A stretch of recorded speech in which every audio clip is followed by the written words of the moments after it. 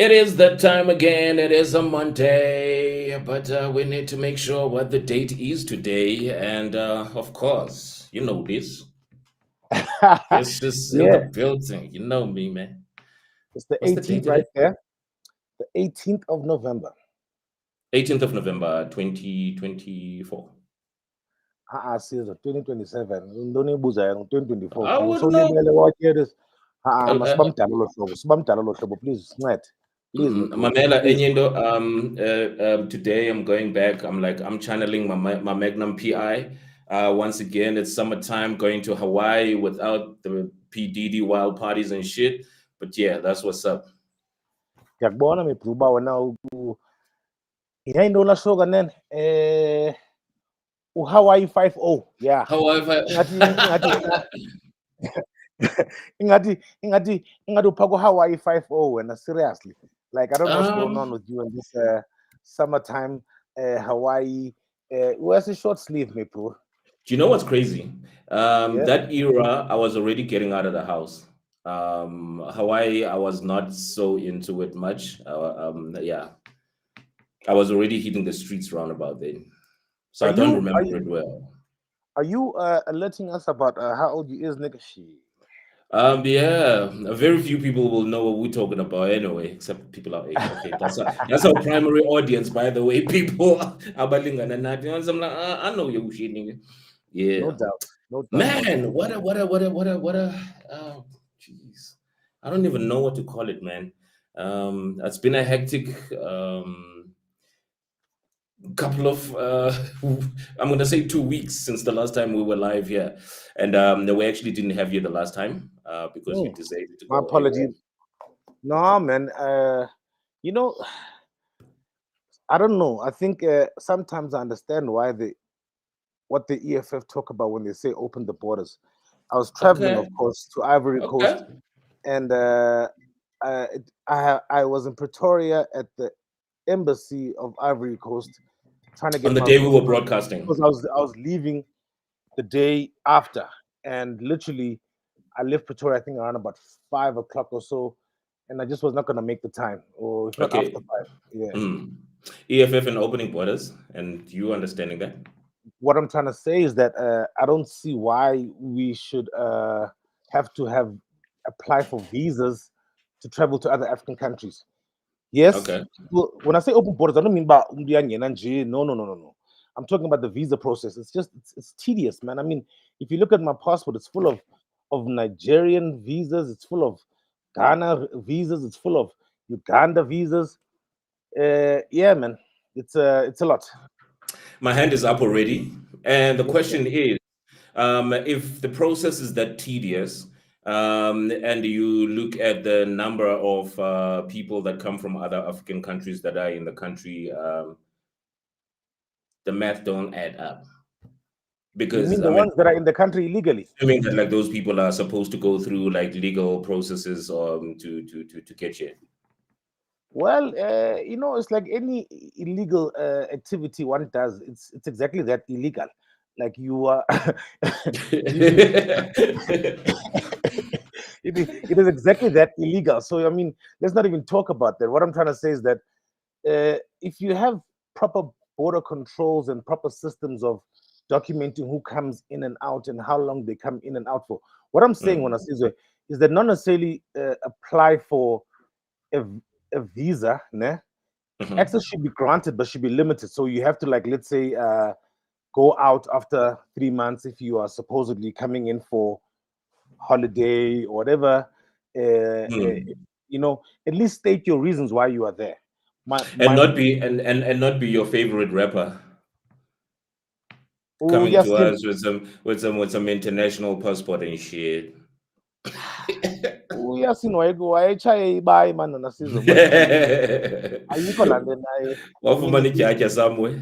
yeah, no, no, he was smoking something, and I just think that it's a case of just guys having this Americans, rather, not even Americans, just non-Africans, that upper you can do as you please. So I think it was a case of he was just testing, can he get away with Mm, it? Because mm. he didn't enter with that passport. He entered with his US visa, by the way, Yeah. because Why I know that is because he entered when we booked him for the concert at Skyroom, and then he ended up staying, extending, and moving to Cape Town after that show. So I mean, I know how he Oh, arrived. it was after that, yeah. Yeah. He It initially was after came in. Skyroom. He initially came in for Skyroom, and then ended up like staying like months longer in Cape Town. You know, Okay. and then upon his departure, that's when he tried to leave with that passport. Cray. So yeah, no. It is Yeah. what it is, man. Yeah. I think we've got somebody that actually wants to holler at us. Yeah. Let me get myself right. Jeez. What has happened? Okay, cool. That's what's nice about it. I was like, slide in and out. Yo, man, it's been a crazy one. I think that while we're waiting for Landiga for Toto, she did excuse herself. There's been so much. There's something that's been going on about what is it called? The Machanisi or something. I'm sure Toto should know something about it. I only saw that thing like this morning. There was a lady crying. No, she was only after I asked on social media, I got to see the videos.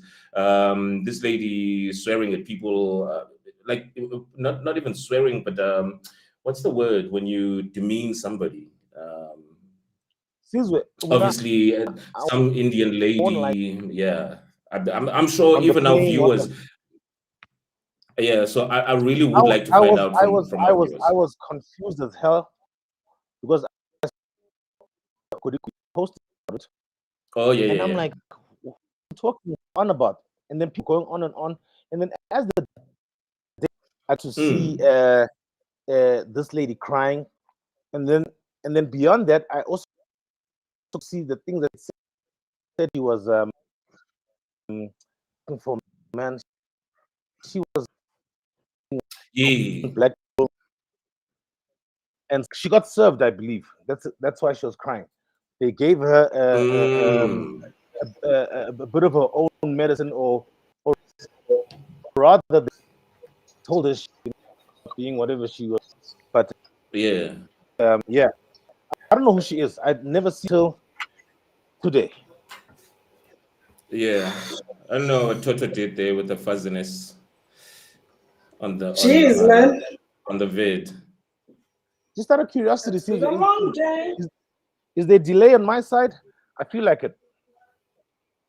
Yeah. It's just the visuals from my end, but I can hear you guys loud and clear though. Oh, okay. Yeah. Okay. Hi. I'm The here. queen. Yes, in the building. Sisa, what's happening on your side? What did I miss, guys? What are you talking about? The right thing. Let me do the right thing. Let's have the lady in the middle. Thank you. Let's The whole thing like we're gonna hug. Posing for Bona magazine, baby. I'm right here, guys. Sorry I'm late, but hey, we gotta do what we gotta do. But I'm here now. I hear you guys talking about Amachanisi. I'm not sure. What are you guys talking about? What is going on? Yeah, because I think it's in the Eastern Cape. We're up here. So I just heard a little bit of the story, but I'm not sure exactly what took place in the plane. But lo Sisi that has been trending about content and bragging about her life, this lavish life that she has. Suddenly we went to some snacks comment, apparently kind of like looking down on people and what they're wearing and making comments as inappropriate. And so it seems like that's where this started. And then of course people came out for her. That's what I heard about this entire situation. I'm not entirely sure, guys. Yeah. Like what's her claim to fame? Like how did she become a person of interest? Like it's in there, like. So she's like she's some celebrity or something. She's very extravagant. Your lifestyle, she's this person that makes a whole lot of money through what do you call as the products that people sell in terms of BioLife, BioSlim. No, it can never be BioSlim, nigga, because she ain't small at all. Really? She ain't advertising her really? No. But it's something of that sort, It's not though. have a Like, life. It's the forever living or oh something. yeah, forever. Yeah, you know, Yes. I'm sure we're gonna Yeah. have a car Yeah. called Forever. They do Yes. perfumes. They like So Nuka. apparently she makes a lot of money, and she just is not scared to show people, but now she's living this life, India, her car that she's driving, and but the way she does it, it's almost very braggy, very like, I've got these Mm, things, and Nina, the language that she uses that is not very friendly. So okay. I think she took that social media lightness into real life, and that didn't translate very well with people, and that got people a Mm. bit. So the video that I saw of her with in the aeroplane, I couldn't even finish the video because yeah, it was very insultive. So I was Yeah, like, you know what I mean? Because I asked a couple of people to like, what is going on with this, and people sent me the yeah. videos. And then the next video that I saw on the timeline, it was her crying and with half of an apology, if you ask me, because she claims like we are joker, it's always jokes and stuff. And the thing is like, you Mm. insulted somebody, you've broken so many laws, and you can't just say I apologize and and be noble about it, because you basically fucked up. And that's my chat, is that okay? You can brag about your life. I mean, you know where you get your money, how you make your Mm. money, and what you buy and do. I mean, that's your life, right? But where the problem is when you become disrespectful to people, when you become, undermine abantu and their lifestyle, people that don't have lemalunayo. I think that's where the Mm, problem is. But also there's just this thing where people feel the need to make other people feel small, xa benezinto zabo, which I think is a problem for that we have in society. Why do you feel that you must now make other people feel small because unezizinto nazo? But also, like, okay. success is relative, Yeah. to any Warren Buffett success and Patrice Motsepe's success, not the same thing. You Yes. know what I'm saying? Exactly. So it's one thing for you to be all types of arrogant and full of nonsense about whatever you deem to be success in your corner. It's weird, and also the thing about jokes, it must be funny to everyone, not Mm, not to you, mm, Not to you know. you. Not to And you. I always feel people hide behind jokes to say what they really mean about people in a hurtful way. So mm. so I don't know whether Hey, she's man. crying because she got served or she's crying because people got tired. I don't know. Anyway, man, Crocodile tears. enough If about you that know lady. what, people are very manipulative when they are called out and they are held accountable for what they Yeah. said and their actions. Then suddenly, I'm not for that. I'm just like, you know what? Also, here's the thing: social media is something else, real life is something else. You can't treat it the same. Yeah. What you say on social media, and the jokes you say, and controversial situations, but you can't take that real life back and then expect people to just accept. And I think that's what happened, is that the people that laugh at her jokiness and in on social media are Mm, the ones who were saying, but you took it a bit too far, because now the context is not appropriate for mm. the And I manner actually that had you have behaved. Yeah. and I actually had a conversation with Mandy about this, right?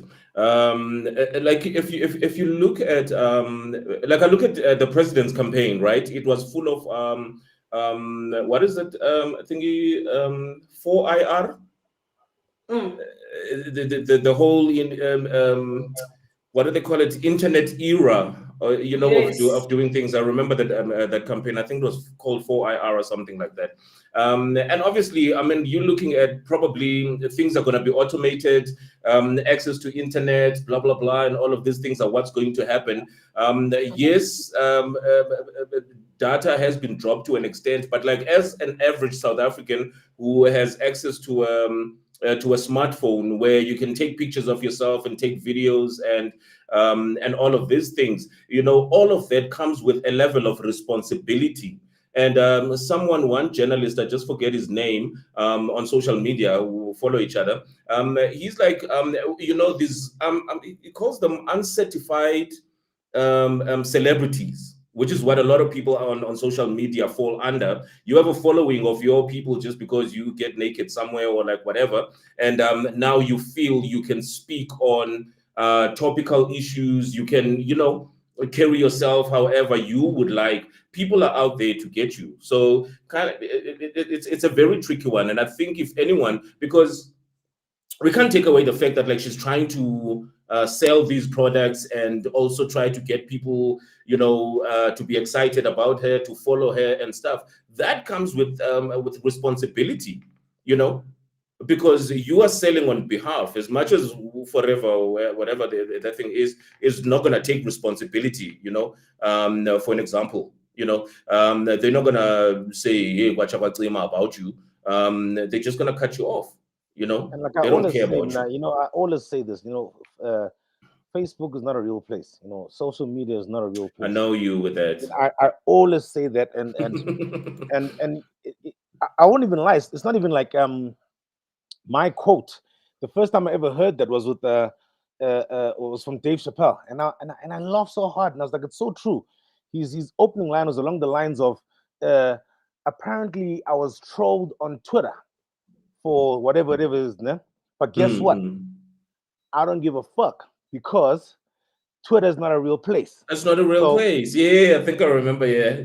So and that just like planted a seed. Like it actually also like planted a seed, put on the light bulb that, whoa, people have complexes because of what the social media status or holding is, and take that into real life. And having 5,000 friends on Facebook doesn't mean you have 5,000 friends in real life. In real life, it just doesn't work that way.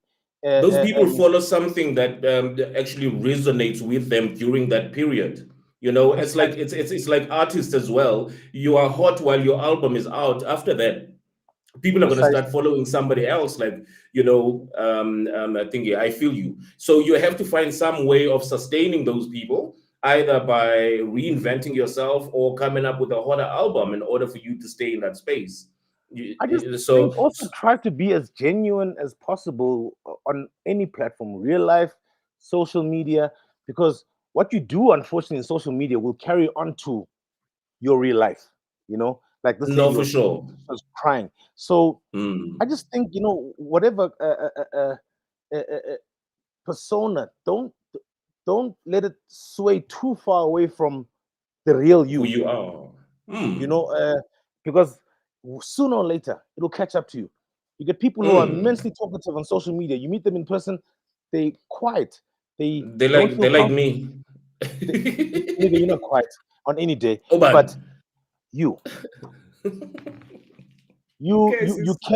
can be reserved, but I wouldn't say you quiet. Toto, we're trying to hear you there. Unmute yourself, comrade. I was just going to say, you know what? Let's move on to another topic. I think there's a lot that happened. Let's move on from this one. Yeah, there's a lot, and I'm gonna move right along.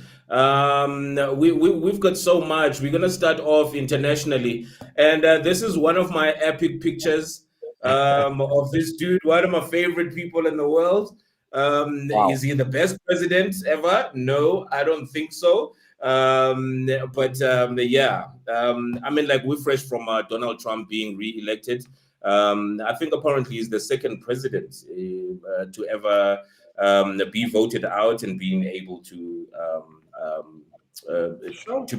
get re-elected again.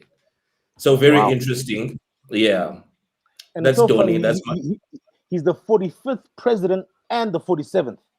How weird is that? Yeah. All right. Yeah. That's crazy. So like I'm just trying to think now. Is that taking the United States a couple of years back? you know, because obviously he's going to continue with his policies and all kinds of stuff. And even now, I mean, like one of the latest stories that are out there is this gentleman over here, excuse me, which is the U.S. ambassador to South Africa. Oh yeah. Quite controversial, blah, blah, blah. There's been a lot that's been said about it. I'll put something on the captions. People can read about it. But as with any regime change, he was put there by Biden. There were all kinds of controversies around the votes and blah, blah, blah, and all of that stuff. Now he's out and is actually saying, Deuces, South Africa, it's been swell. So, which means Donald Trump is going back, obviously, appointing his own people. Same thing happens like everywhere. Any fears or thoughts?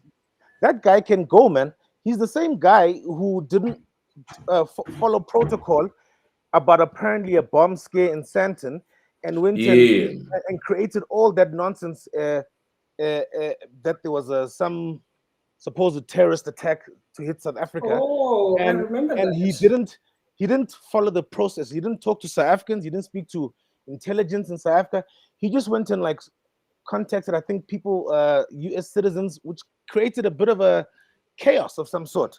So yeah, man, I remember. Yeah, that guy I remember that. Okay. Yeah, I even picked up on You're reminding me of that, of this TikTok things that Amban Bagitamban, you know what, you've had enough. Like, yes, I think South Africans are kind of like hardfall guys. Like I don't know. There's just a lot happening. I don't know whether it's something that we should afford a little bit of time to talk about the whole mining thing. It's quite complex, but like to look at other interesting stories. And another one that I came across was this thirsty guy over here. Another one, Magambe. Remember, Sisa, we were talking about this. Remember, we're talking about this and asking, what is a 73-year-old doing deciding the future of South African football? Well, it makes sense why he didn't want to leave. It makes sense now why Efunubambelela, because clearly there was a lot going on behind the scenes that he didn't want exposed. And they didn't want to, yeah. And I think most politicians do that. And that's probably why they're still there. Because once you are out of the cabal, then that means your skeletons are out of the closet. And I remember like one comment, one person was saying that even though Ivan Khoza is willing to testify, and I was like, okay, now we'll see when to testify against Tulan. Fancy Ivan wanting to testify. He's just been since the inception of the Premier Soccer League in South Africa, he's been chairperson. I mean, like really, him and Kaizer Motaung are in that board of the PSL. They just got voted a week or two ago after he gave. And they gave each other 2 million. Jay. I'm trying. Guys, I need new friends. You guys are no luto in my life. Guys, send any millions up amongst us. Maybe a heist or something. Guys, do something. The only time people are giving each other 2 million is stolen money. Who knows?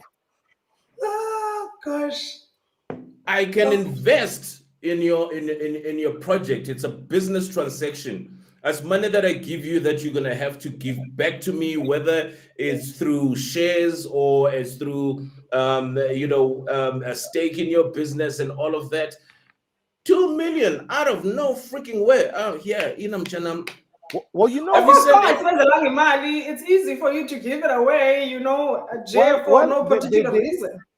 There is a good story regarding giving. Do you know that George Clooney gave 5 of his best friends $1 million about 5 to 10 years ago?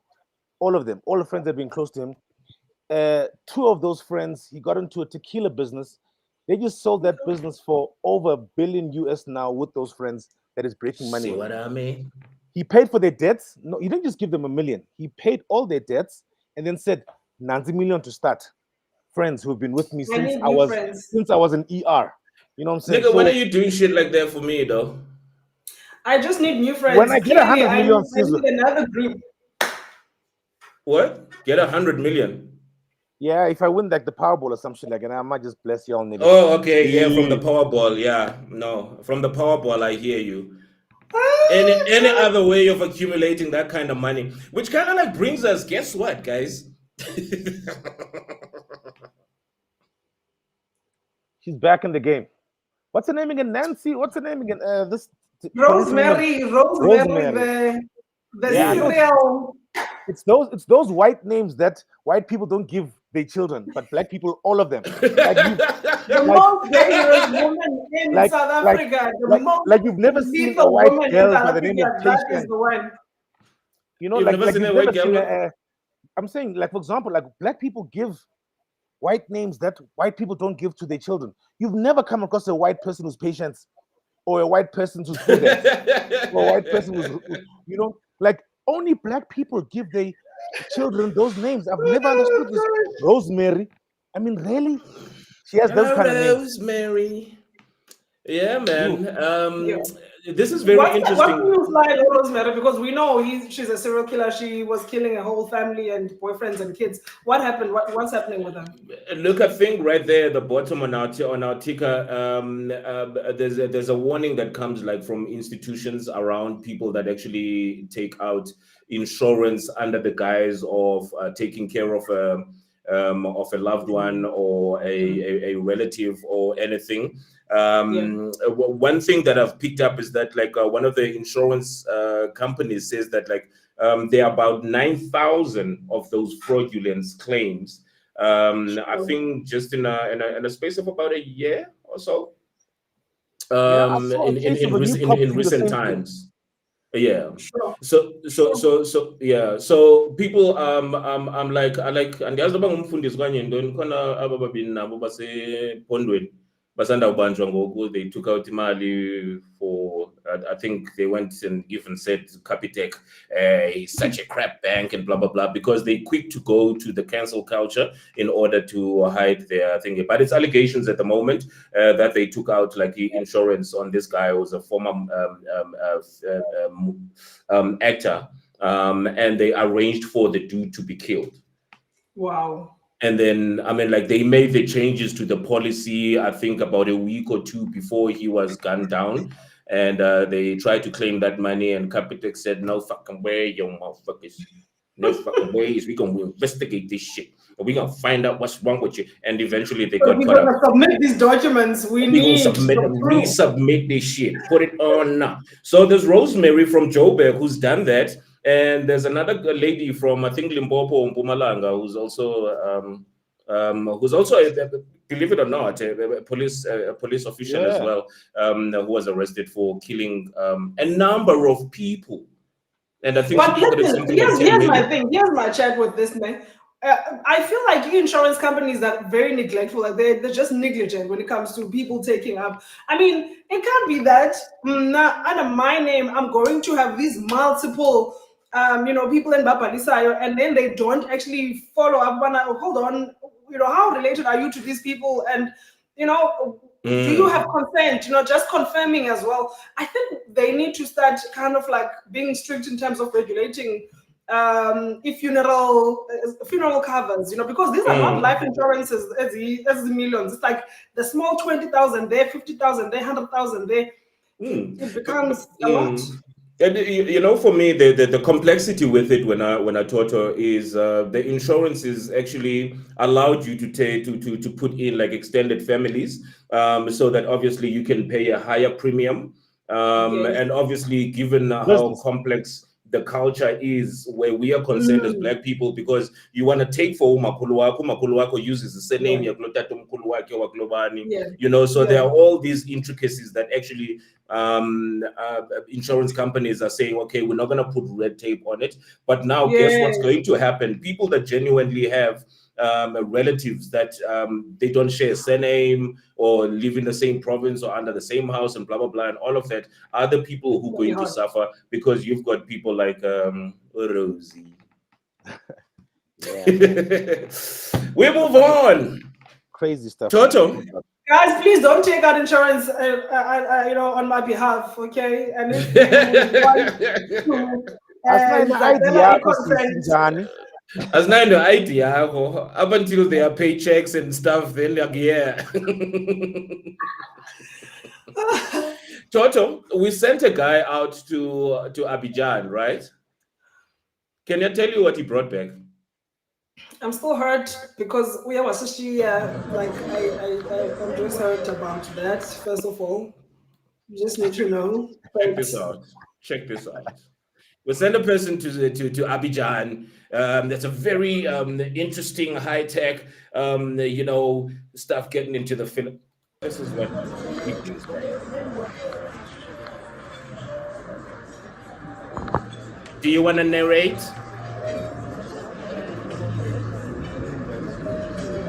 Do I want to narrate? Yeah, we'll turn down the volume and tell us what we're seeing. So, okay. What you are seeing, People, this is what we're talking about. what you are seeing is a view from the Sofitel Hotel overlooking the lagoon and the CBD of Abidjan. So I was Okay. kind of giving you I was giving an aerial view of the city.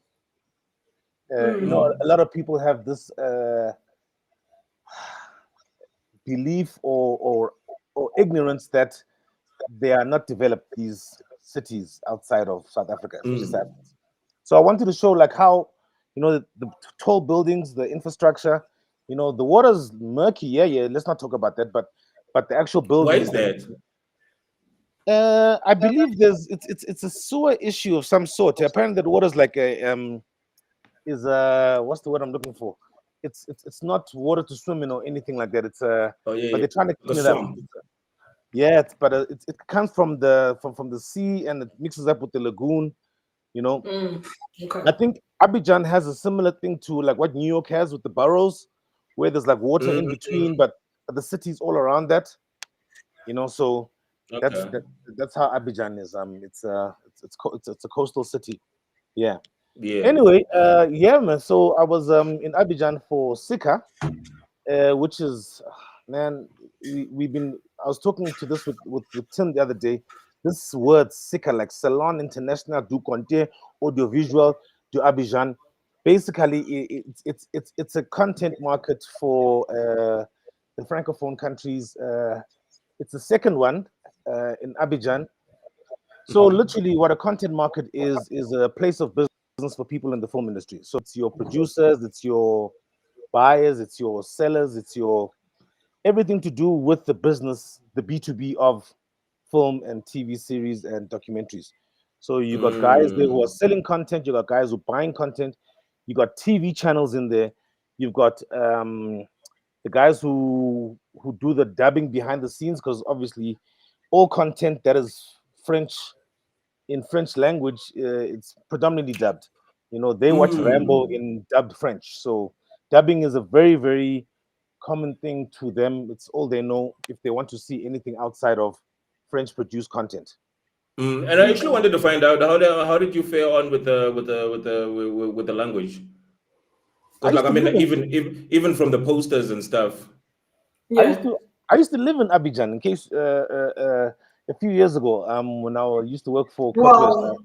Nigga, Excuse me. you ain't answering the question. How the fuck did you What I I'm fare used to around the live in whole language Abidjan. issue? how did I communicate? Yeah. Because there are people who speak English there, and there's a thing called a cell phone where you can speak into and it translates into It English. translates for you. That's how I used to kick. That's how I used to get on taxis and go to bars and order drinks. And hence I say I used to live there. So I Okay, like when navigated you're it up. drunk coming back from the bar, like how the fuck you gonna be typing all of that shit? Like I was like where they were About the steady and stuff. Siri. Uti Siri, how do I So get home? so believe it or not, Siri, take me home. English is like Afrikaans in Ivory Coast. Oh, It's a language cool. they That makes predominantly do sense. in school. So they Feel can't. you. It's like yours and I's Afrikaans, very poor, but Okay. you know, or You're maybe still not yours. able to CJ. hear and communicate. I feel you. Your Afrikaans is very good. I actually just remembered now. You actually have very good Afrikaans. But like other people, predominantly Afrikaans is poor, but you can make out or whatever it is. And those who can't, you know, the phone. speak into it, and it speaks back to you Yeah, in the language. yeah, yeah. Oh, that's cool. That's dope. Yeah, yeah. So basically, the order of business, because I'm seeing quite a, um, that's a good thing we keep sending you to this shit. Like, look at you, man. So that used to Looking be all my dapper, home. looking all, very Mm-hmm. executive. She Very, was very my. executive. She used to be my sales director at Court West. She used to be my former boss or manager, whatever the case may be. She's now with Mm. this channel called NCI, which is like an ETV. It's not a national broadcaster, but it's free to air channel that's called NCI.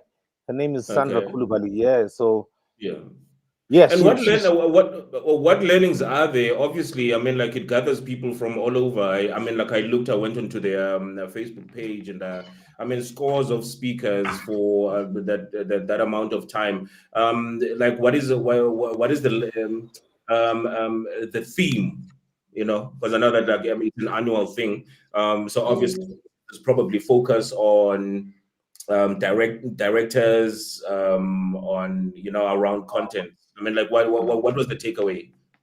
so. Firstly, it was extremely French. So in terms of them doing business in what they call Anglophone, English-speaking Africa, it's going to be tricky because even in the panel discussions they were in French, so it was very hard to even listen. They had Mm. exhibition stands there, which is where I was predominantly, where you see me here talking to Sandra. I mean, I was literally so we were invited by the Ministry of Communication of Ivory Coast because we for Jobo Film Festival. So we are trying to they buy a lot of our content and dub it. They love the co-production idea. Um, I mean, there's shows like The Queen, which are dubbed in French, in French-speaking Africa, by the Okay. way. So what it was for me is Oh, basically another market, but in the francophone to try and do more business with French-speaking Africa and how we can engage and do more business together, cross bilingual, basically. Um, it was their second one on Asizwa, so they still okay, on a cool. learning phase. There wasn't that many exhibitors, but it wasn't a waste of time. It was a good 2 days, and I did some business. All under the cap of Joburg Film Festival, of The course, Joburg Film Festival, yeah. for inviting them, and obviously courting them to exhibit at our market at the Joburg Film Festival.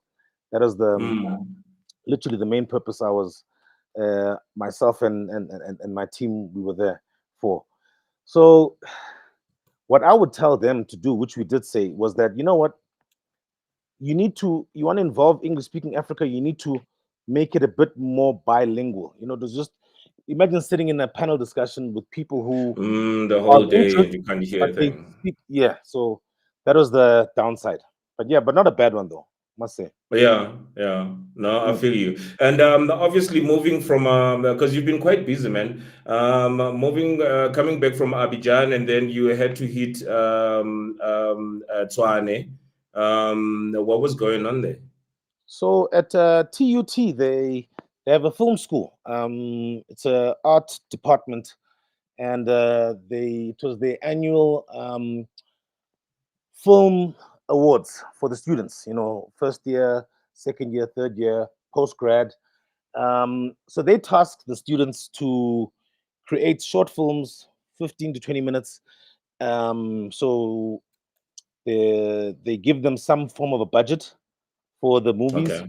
and they must shoot a film. And basically, it was the award ceremony for these movies. So the categories are based on the year of study. So first year had its categories, which were best director, best cinematography, best producer, best script, and then finally best film.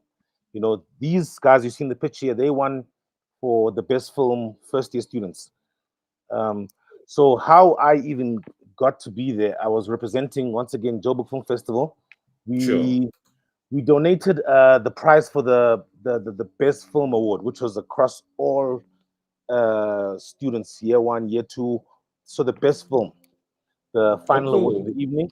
So we sponsored that award, which came with the prize of 10,000 rands, and Dang. to give to the student that won. But you must remember, it's all part and parcel of the pillars of Joburg Film Festival. So we're not just a festival Mm. that is over 7 days showcasing 60 films. We actually have programs that we run throughout the year. So one of them is called Youth and Audience, whereby we get involved with the youth With the young and people. I with the love I young love people, that, man. and we even have a theme in the Joburg Film Festival. I just can't talk about it yet because we haven't launched officially yet about it. But what we Uh-huh. do is that we give the opportunity for any child anywhere from wherever they come from to shoot a 5 minute film. So we give a theme, and they must shoot a five Mm. minute film, and the winner of that wins an award at the awards dinner at the Joburg Film Festival, which comes with money Wow. for them to produce. So it's usually aimed at Wow. after students, and aimed at yeah, just so yeah, we very much so we have these programs that we run every 2 months where we have workshops and so forth. So we do get involved with the youth, and this was one of our kind of give backs to. So I was tasked to hand over the award for the best film. Oh, That's why I nice. was there. Mm. That's amazing, and obviously we were able to capture that you to get us that moment, and I still say you being in a suit, man, nigga. Festival has seen the potential in the program and has sponsored 20,000 rand towards student development for 2025. Thank you for your investments in our students. The Joburg Film Fest is also sponsoring this year's Film of the Year with a 10,000 rand cash prize. Look at you, nigga. It is with great pride that the 2024 Department of Visual Communications Film of the Year award goes to...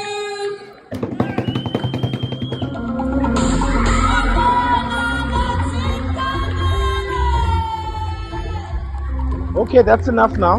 Thank you. That's enough now. So Okay, Zuzu. All right. what you find very of interest.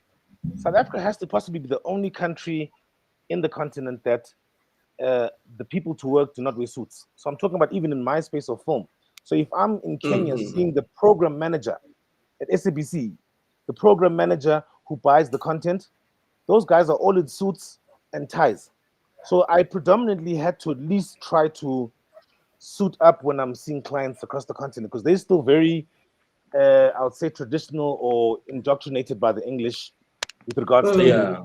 to wearing suits. Yeah, so that's how they go to work. So what I'm I see, and I appreciate the whole George Clooney what vibe other and the thing? energy going on up in there, man. Man in a tux I and a said, suit, man. in a tax in a suit, like I mean, like you know this thing, like we work from a home, so every time we visit each other, it's like, nigga, I'm still scruffy and shit. It's like thinking. So when you looking at your nigga, it's like he's all wearing like one thing. It's like my man's. Listen So here, yeah. man. And you'll never finish me. You'll never confirm me. Nigga, I will rock you. I Brenda. Yeah, I we'll Brenda. confirm with this guy. And mind you, when I rock a suit, I know I don't just rock J. I kill it. So don't fuck with Drake's nigga. Yeah. Shit.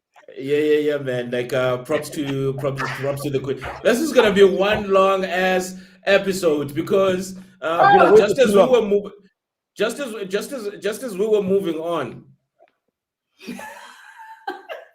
Yo, I ain't she was saying first nothing. runner up. I thought she didn't make the top 3, but she was first runner up. Wow. Yep. Mm-hmm. Okay. So crime does pay, clearly. I was going to say, but you know what? I don't know what's happening. You missed that, right? South Africa, but you know, look, you know what? To be honest, South Africans, we don't care. We really don't. We don't care. Miss Universe must do what they need to do. You know, we have other things that we should be worried about as a country. We have a lot going on. I see quite interested, guys. Okay. Yeah, no, crime does pay. You know what I was saying? Like, it was very silly of me. I was like, do you remember? There's this guy who got arrested. This white farmer, white boy, apparently, who's linked to AfriForum, blah blah blah. You know, but like it's all speculation. But in terms of the people who were arrested, he was arrested with one foreign dude, I think from Zim, along with I think about two guys from Mexico. You know, so I was talking nonsense with my friend, and I even put it on social media, and I was like, guys, mustn't I be dumb? Let's put two and two together. The Miss Universe was hosted in Mexico, and Chidimma comes from you know where. So basically, like, you know, so hey, never know, man. Like transactions and shit might have been going That on is there, so but like, wrong. kudos to her, man. It's very unfortunate that the parents are the ones who actually, it probably was a childhood dream and all of that to do all of this stuff.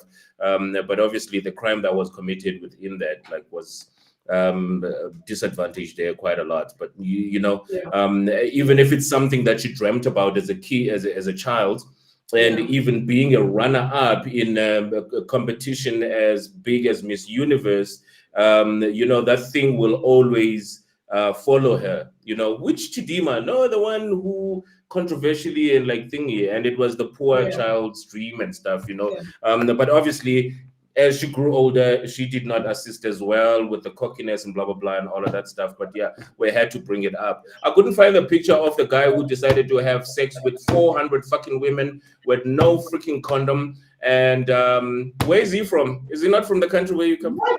He's from Equatorial Guinea. From Guinea. Equatorial Guinea, yeah. Yep. Yes. First of all, I'm gonna let Sisa talk on that. like, Okay. You're gonna have to help me. How the fuck does that happen? Like, what is happening in the man's like mind, and for him to go on a sex spree? Basically, that's what it is. We should be asking you. I was about to say, I want to understand the mind of a man who sleeps with his friends' wives, his colleagues, his boss's wives.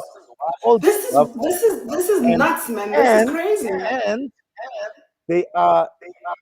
he coerces them to record. They part and parcel of the recording. It's not a hidden camera.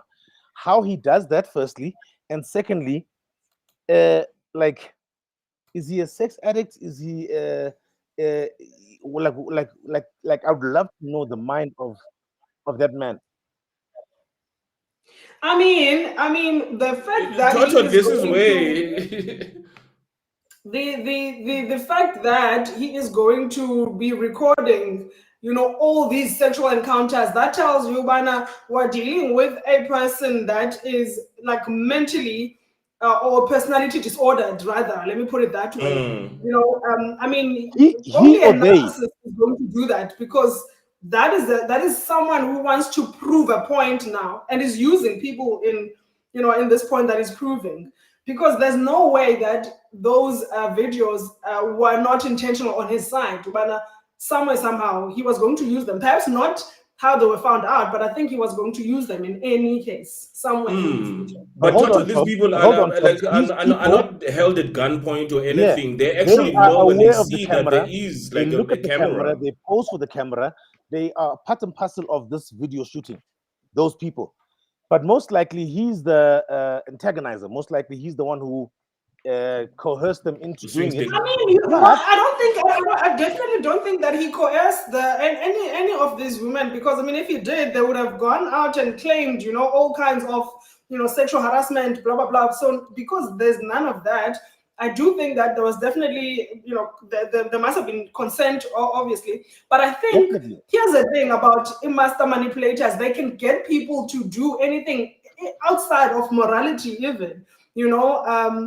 In this case, I think this guy, that's what I'm saying about what we're talking about. A narcissist, and one of the personality traits of a narcissist is being a master manipulator. They can turn any situation into a favorable kind of, you know, situation for you, even if it's actually against your morals, against your integrity, and so on.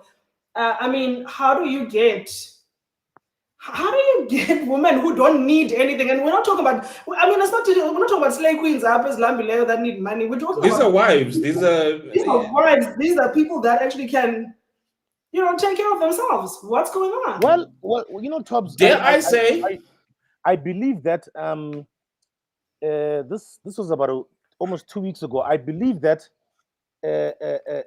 statistics are saying that the most Google flight out of South Africa by a woman is to Equatorial Guinea since the video came out. Apparently, so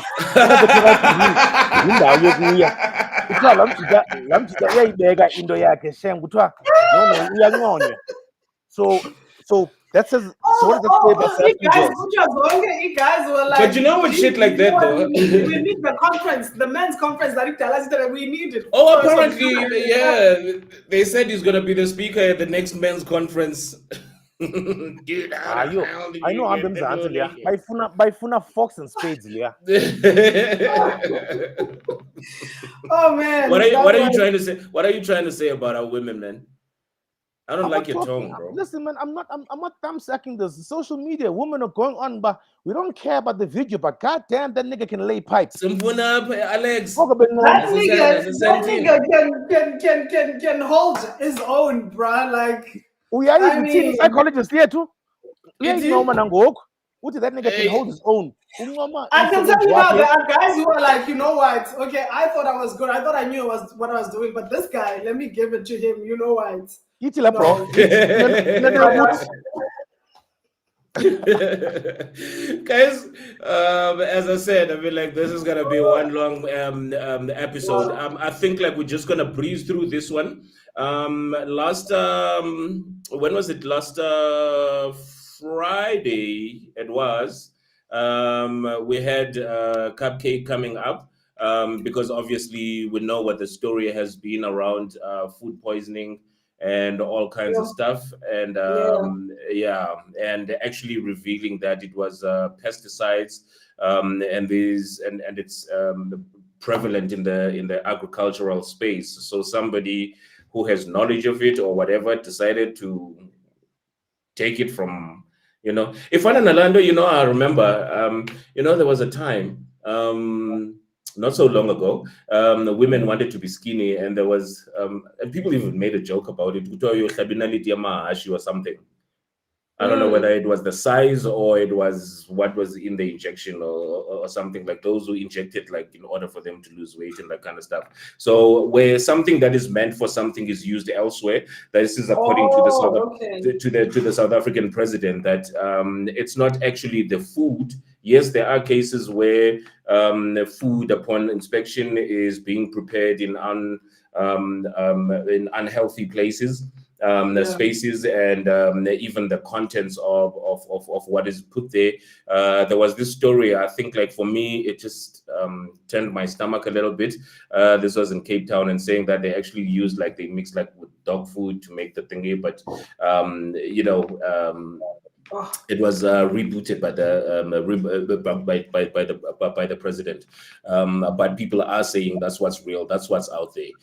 And I did a little bit of digging, and I went to go find out what this organization actually does. It's called the South African Bureau of Standards. Yeah, I did a little bit of digging and actually finding out what they are about, because these are people I would like to believe are responsible for making sure that the food that we eat, the whatever we buy is of standard. It goes through so many tests and stuff like that.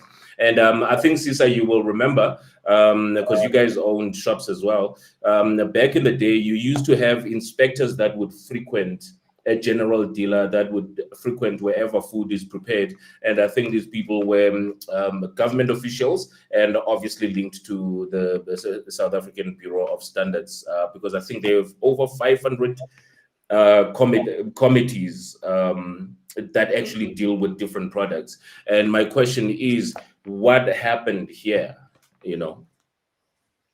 Sure. So the biggest issue for me is the South African Bureau of Standards. When I looked at their website, it's almost like a Sliso. Sliso is a DJ. He's been around for so many years. He's done this, he's done that, and all of that.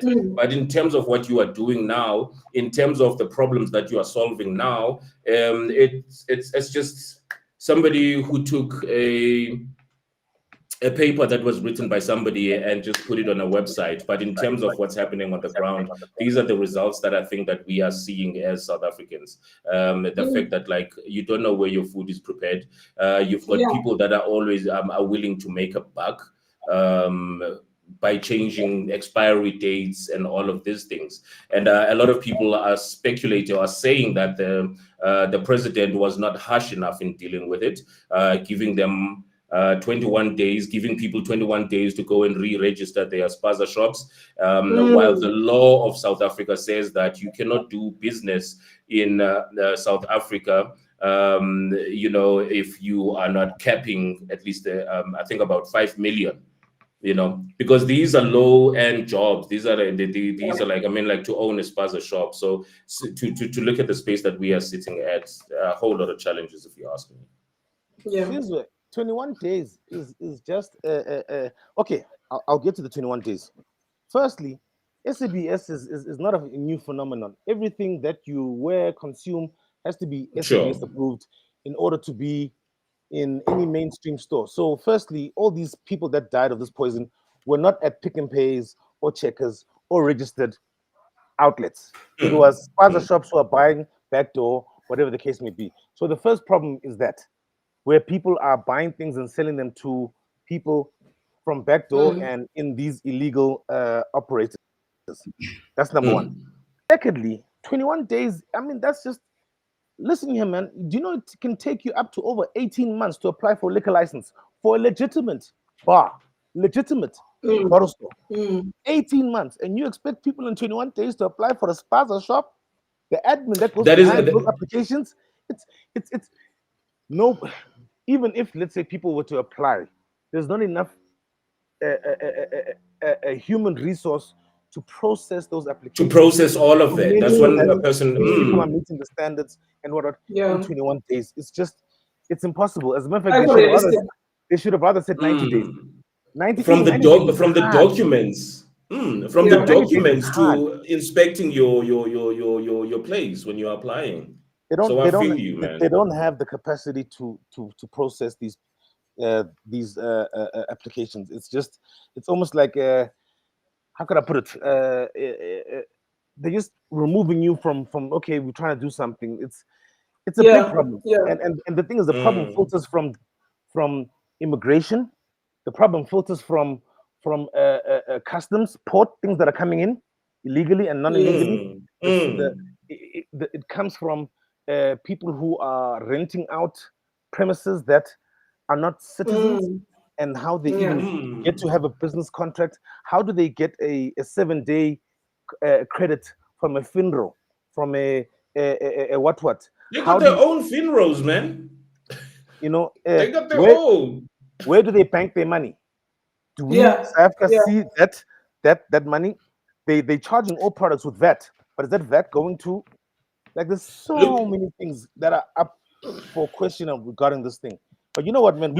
We've been doing this for far too long. Let's keep it moving. It's pissing me the fuck off because like the one thing, the president is a trigger for me. Coming into his presidency, it was the whole what do you call that thing, family meeting and all of that, and blah blah blah. And throughout all of this, there was throwing of money. If there's if there's one thing that just disheartens me about President Ramaphosa, is that at every problem that South Africa has, you toss money. That's probably money that was there, that was budgeted for, and all of that. And it's your government fucking officials that are not doing the job. And now you come when there is a crisis, you say, we're gonna treat this, like, as you say, Sisa, with kid gloves, and like, and not try to be I don't want to use the word militant. We're not gonna be stern on people, for them to comply. But kids have died. Children, South African children, have freaking died, and you come now with all these institutions that were supposed to support. I know, what is it called, CIFA or something like that, that is supposed to speak and has had a program that is supposed to look specifically at township and rural entrepreneurship, right? Arming these people with skills, arming these people with non-financial support, training, and all of these things. And now you come and you say, okay, is the money available? When I go on TV, let's toss 500 million and say that it's going to go towards the township economy, it's going to go towards the rural economy. And there's been fuck all that has been happening. And this is where I get pissed off. And I throw in my fucking JJ Taban kind of fucking shit. Because it pisses me off, man. It pisses me the fuck off. Because people have died. You just gonna go, oh, let's go say condolences. It was just unfortunate, blah blah blah, and all of that. Come on, dude. Firstly, your people are not working. I don't think the president should have to address the country for every single thing that happens in this country. Hence, there are governmental departments, there are ministries, there are people that should have handled that and should be enough. First and foremost, you are the boss of departments. So a department falters at 3 levels below you, and you must go and address the country. Kick somebody's ass. That's what you should be doing, but you should not kick somebody's ass. You should not have to. I didn't. We want. Even that's why abantu bathi bafike bavale iminyango ku departments. But asizohamba apha sifuna uthetha no Ramaphosa. I mean, really, like what kind of country do we live in? Like, so the president must. Because it's clearly accessible. No, man, that's nonsense. Because it's clearly accessible. Guys, moving on, keeping it. What's the 411, hun? There's this thing, guys. There's this thing. There's this lady. Ooh. She's hot. My crate digger was on top of shit. I was still looking at Dr. Dre and Snoop Dogg, and I heard a couple of like snippets of their thingies. And then today you dropped this shit on me that Gratitude is out. I know that she's been working on an album. I didn't know it was out. By the way, this is my my crush. Yeah. Oh, Mary J. Mary J. Like other people have Janet Jackson and other people have Sade, other people have Beyonce. I have Mary J. Blige. Whenever you're ready, I will do my review. Oh wow! Go ahead before singer. He's reviewing the person. Why we need you, Sisa? We might be sitting here till 10 o'clock because Caesar, just save us and do the review of the music, not of the person and someone crashing on. Yeah, Okay, cool. You guys go. He's in a mood today, I see. But anyway, yes. So Miss Mary J. Blige, the queen of hip hop and soul, released an album on the 15th of November. Coincidentally, as I was writing like my review about the album, I realized, oh shit, it actually came out on the 15th of November. I don't know whether that was intentional or it's just coincidence, but I don't believe in coincidences. But yeah, her 15th studio album came out on Friday last week, the 15th of November. And unfortunately so, she has said that it's going to be her last album. After a 32-year career, the lady. So yeah, man, it's it dropped on Friday. It's got 12 tracks, production by Rodney Jerkins, Darkchild. He's done about 4 tracks on there. There's a guy called what's this guy's name? S. Who's produced another like large portion of the album, and DJ Cassidy, the guy who had that YouTube thing where he likes to make people sing. Yes, he was the guy that kept us entertained during COVID. Yeah, so DJ Cassidy produced like 2 tracks as well on the album. Okay, cool. And then like she went a bit old school. Like I mean, like she features Fabulous, Jada Kiss, Fat Joe. I mean, these are all like New York rappers that are featured on Okay. the album. And yeah, man, it's oh yeah, another producer, K Tornada, the Canadian boy, super dope. He's actually coming to SA, I believe, now sometime or another. But anyway, that's so. What we also may not know, Mary J. Blige was actually inducted in the Rock and Roll Hall of Fame this year, along with A Tribe Called Quest, Cher, and Kool and the Gang. But I think A Tribe Called Quest overshadowed that induction in the Hall of Fame. So she also got inducted in the Oh, Hall of Fame this year, just last month, sometime. And yeah, man. I mean, I think I'm just trying to think. I've been thinking about the background about the album. You know, her last album, 2022, which was what is it called again? Oh, Good Morning, Gorgeous. yeah. She was actually got 6 nominations at the Grammys for that album. The single Good Morning Gorgeous was actually her Yeah. biggest hit since I Can Breathe Without You, whatever, since 2006, whatever. Her biggest Yeah. single since then, and that album dropped after 5 years of not doing an album. So I think that album made her say, you know what, maybe I can do this one more Yeah. time. Uh, Yeah. she's, I know she's been trying to focus on her acting career, um, which she isn't quite bad at, by the way. I mean, No, hasn't No, she had no. cameos before? well, forget cameos. I mean,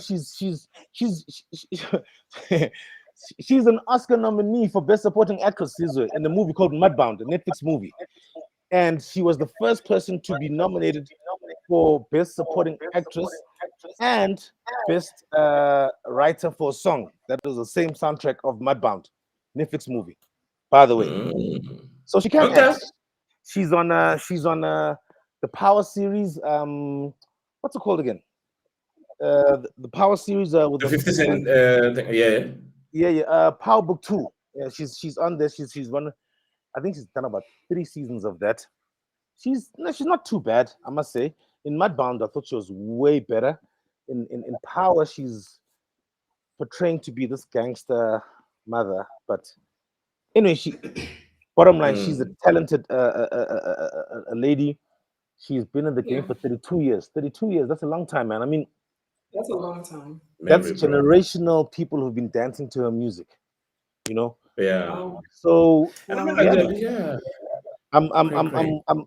I'll just say thank you for the music. If really is this her last album, which it could be. I mean, musicians aren't really inspired to make new music because of Yeah. the system, because of this the money that they're making is not the same, and the effort and the all these things that uh, they I think so. I actually do believe her that it could be her last album, Okay.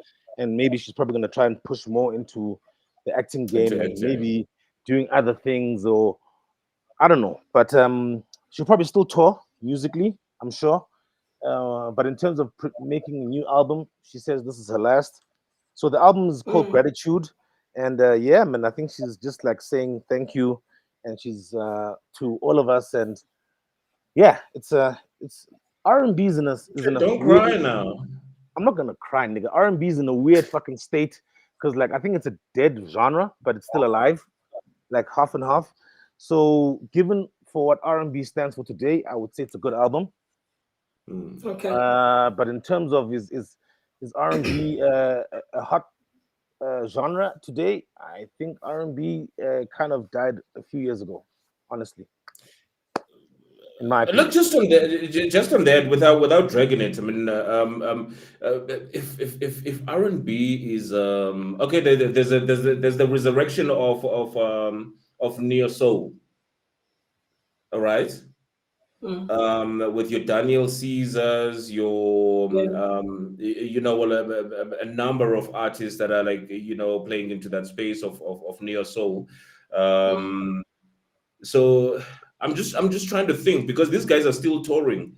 Like when you go to other countries, but like it's not as big. They don't make as much money. Will there be a resurrection? Like you feel at some point? I mean, like you've got people like who's the London guy who's just channeled R. Kelly now? Oh, Um, August Lander. No, what's his name again? Yeah, the boy is signed by Snoop. yeah.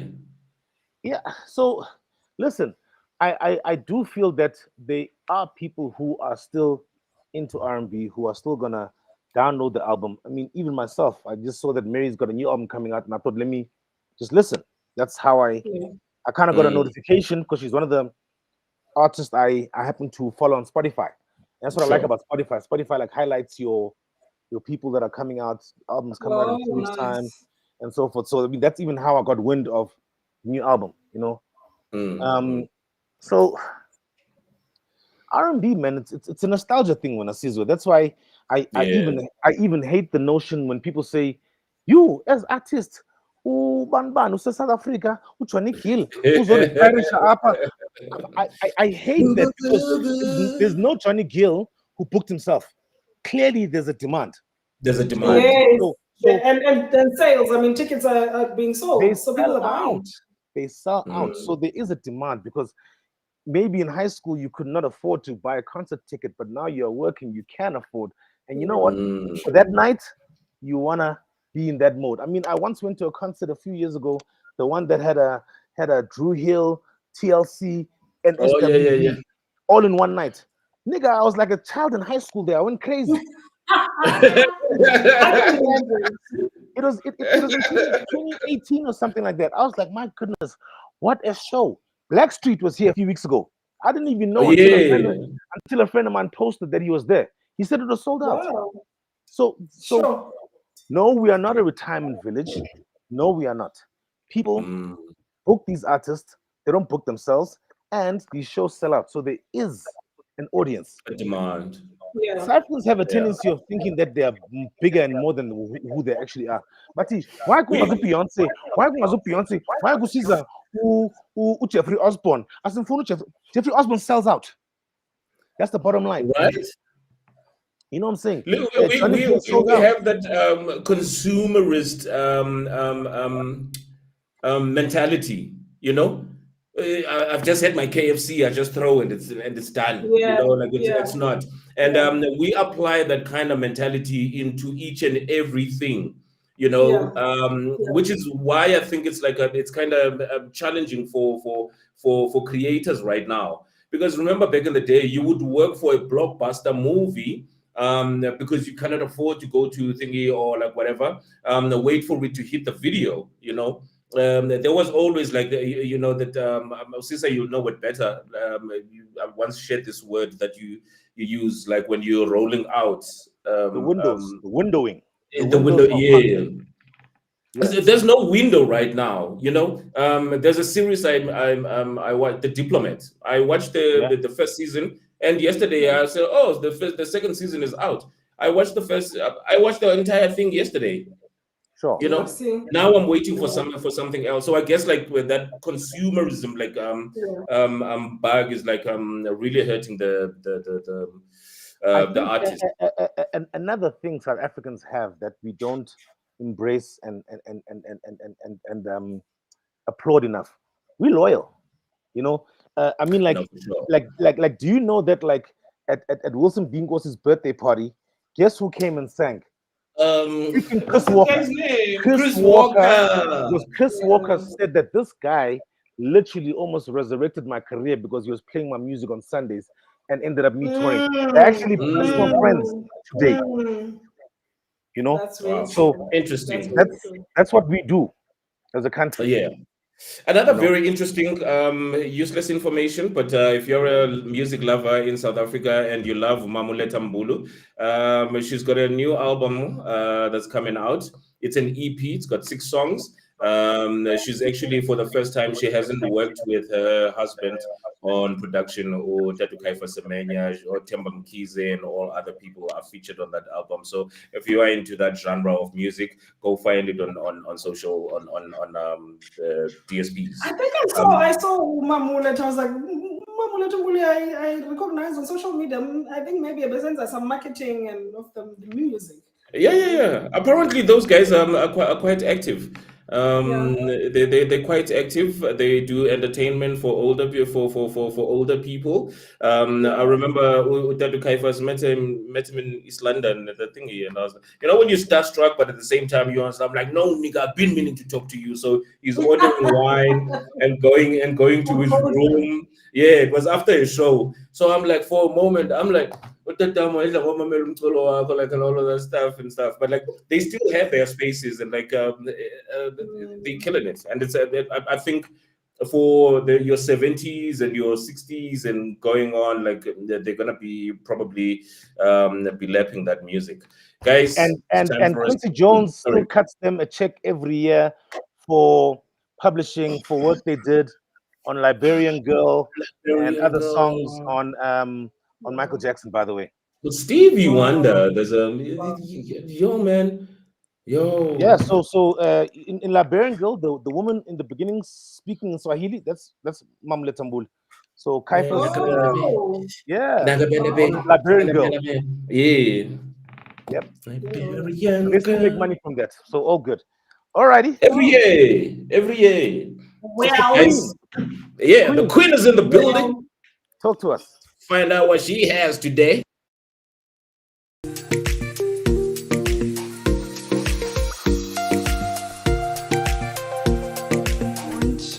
Give up on your dreams, don't give up on yourself. It can also be a developmental crisis issue. Keep pushing and stay the course.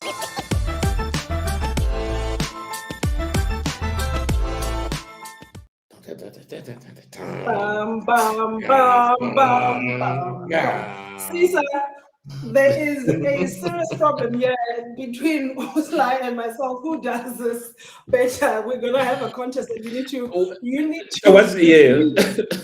When you finish the feature, we're gonna find out. We're gonna need a review. Anyways, listen, it's that time of the year. We are all feeling a little bit, tired. It's difficult to wake up and drag yourself to go work or to just get into your workstation if you're working from home. But I thought to myself, let me pose this as a question to the guys, right? What do you do to make sure that your mental health is also a top priority? How do you preserve your mental well-being and your mental health? So, Sly, I want to hear from you and I want to hear from Sisa before I get into this topic. What do you do consistently to make sure that you are taking care of your own mental wellness or your mental well-being? What are the things that you know for sure about? This is what keeps me sane. This is what keeps me going. What do you guys do? What do you do, Sly? Do you want the truth or you want the truth?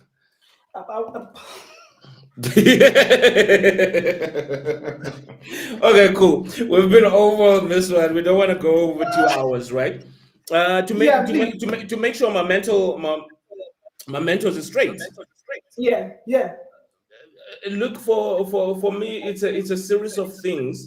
I think like for people who know me, they know I'm everywhere. Like I've got different things going at any given time. So it depends on my energy. I never confine myself to saying that like this is what I'm going to do, and like even throughout the year I will have 4 projects that I'm like focusing on, and depending on where the energy takes me when I wake up, and then I will go do, and if I were writing, then I will go write the fiction, and then okay, don't have energy or creativity for fiction and stuff. So I try not to confine myself to I've never been able to, because of the space that I work in. So for me, to keep my mental like in the space, and obviously I'm surrounded by music. My very being revolves around music. Whether I'm creating music, I've got like scores and scores of music, of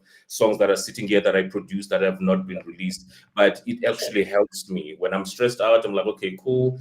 Let me try and create. And so it's never one thing for me. Like I let my energy, like I'm a tree hugger. I let my spirit take me wherever. Let your spirit lead you. So I like that, like, because you have to really find your thing. You have to find your groove, right, when it comes to mental. But here's the thing. Here's what I want to highlight for today's Momo session. when we're talking about mental health, people often think that it's something that you do once in a while, you know, or somewhere in the future.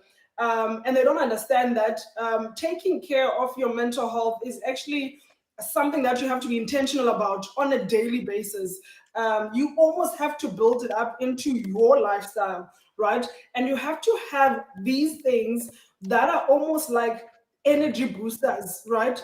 And you have to know at what point in the year, for example, do you find that your energy drops, right? Because we start on a high at the beginning of the year, right? Cine energy, we are motivated, cine goals, and we want to achieve. And then the year goes, maybe we don't necessarily hit those goals as we thought we would. Maybe the opportunities don't come, and you know, spirit is kind of like down. Our energy drops a little bit, and we might drop the ball when it comes to maintaining our mental health. So I hear a lot of people towards the end of the year, they'll talk about fatigue, right? The end of fatigue. And what that is, it just means that you've dropped the ball in maintaining your mental health and your well-being. You've dropped the ball in being consistent in doing those things that are preserving your mental health.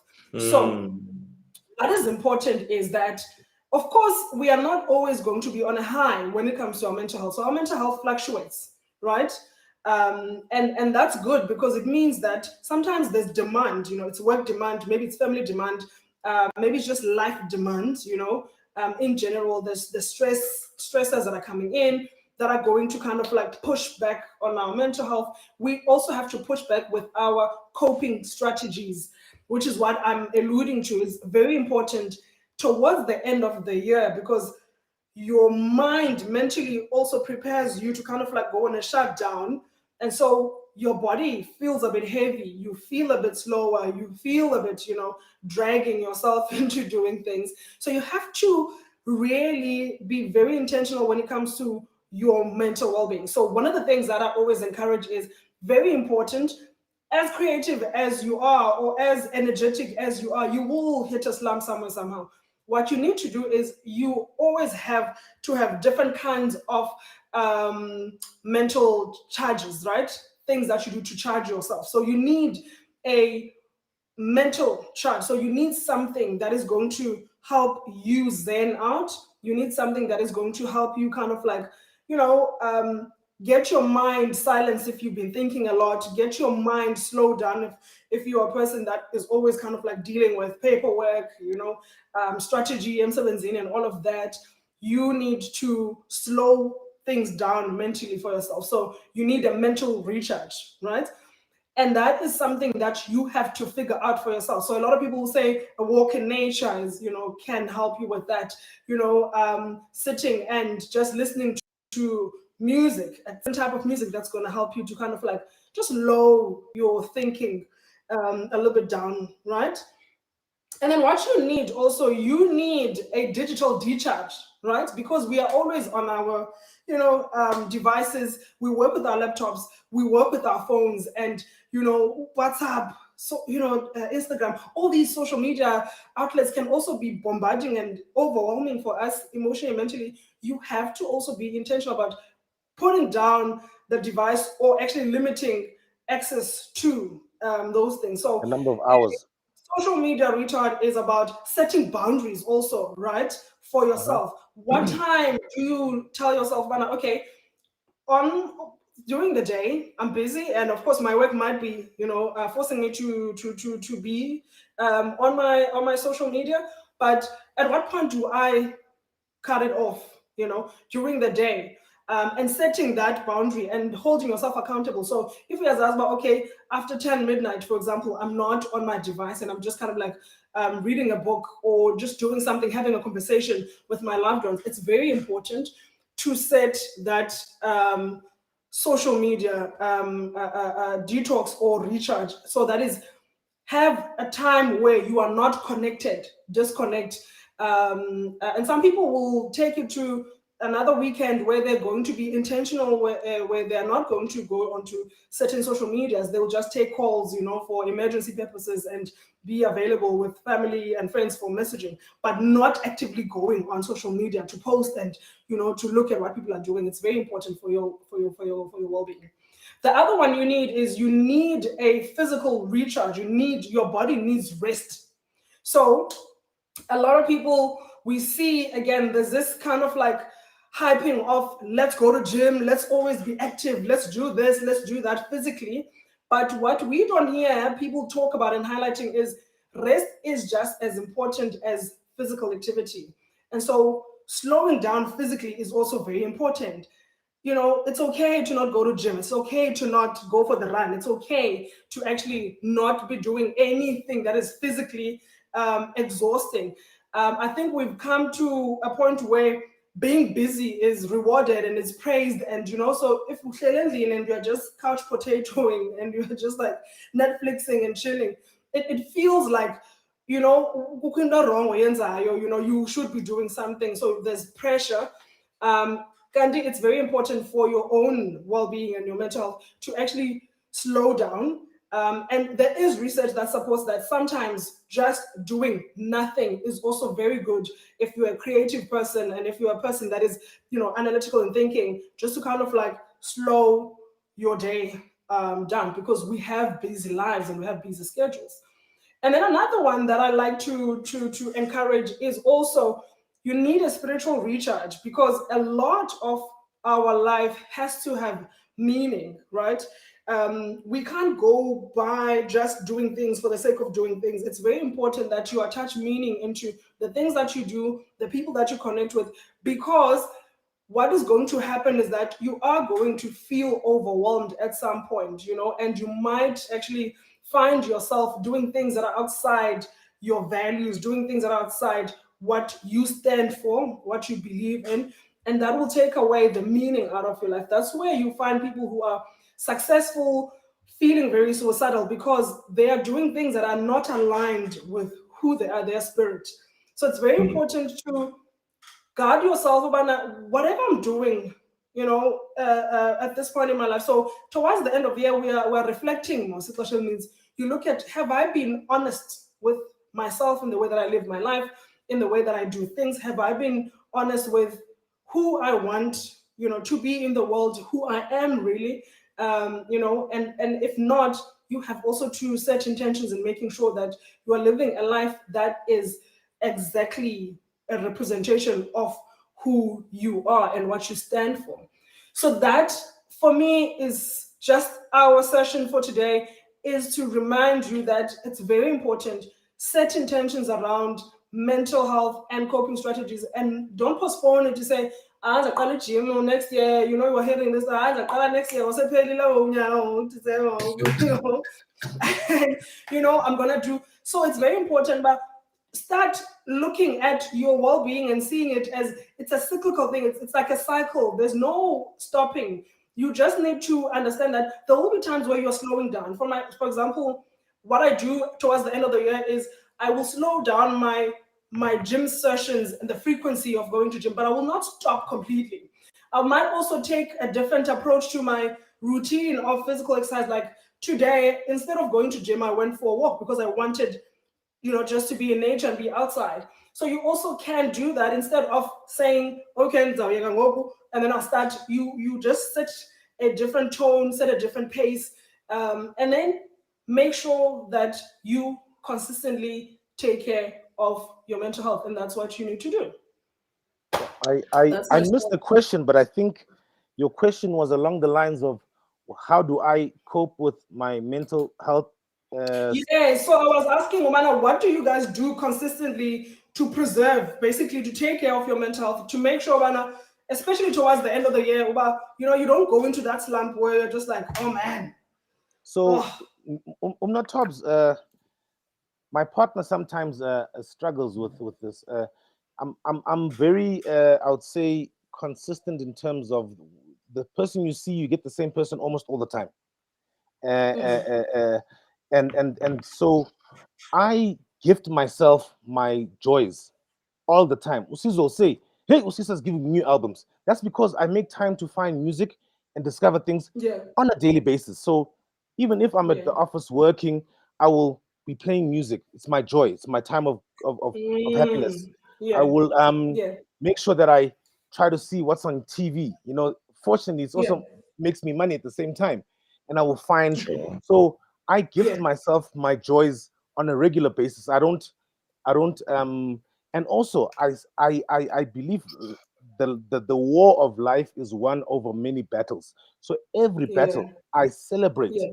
You know, I was Mm. I was in Abidjan now at a content market, uh, in my business abroad internationally. So, whoa, Sisa, you're doing business internationally. Yeah. Have you actually gone and said, hey, you international? Hey, Sisa, you have a TV show, Quincy Jones. Hey, I celebrate those wins, not boastfully, but internally. And I'm like, yeah, I like that.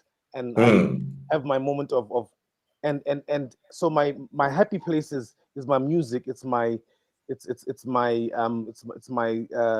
movie series. Yeah. Um, Yeah. spending time I with wish I were family, you though. spending time with family, spending no, Caesar, I make time for it. That's the thing. I literally Yeah. make time to find the music. No, no, no. I literally What you're saying? Mm, yeah. what So you're saying is like you could be working and you could be listening to music.